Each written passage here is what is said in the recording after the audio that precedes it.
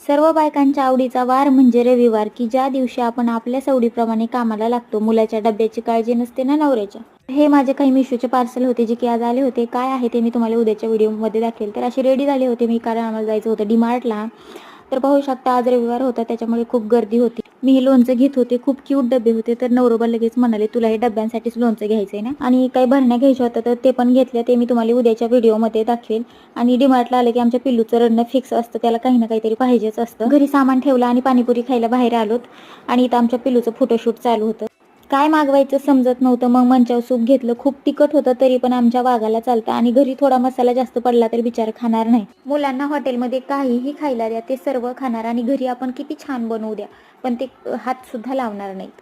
आज आम्हाला चायनीजच खायचं होतं, म्हणून बघत होते की काय घेऊ. मग हक्का नूडल्स मागवले आणि छान गाणे ऐकत ऐकत एन्जॉय केले. तर व्हिडिओ आवडला असेल तर नक्की चॅनलला सबस्क्राईब करा आणि भेटूया अशाच नवीन व्हिडिओमध्ये. तोपर्यंत सर्वांना बाय बाय.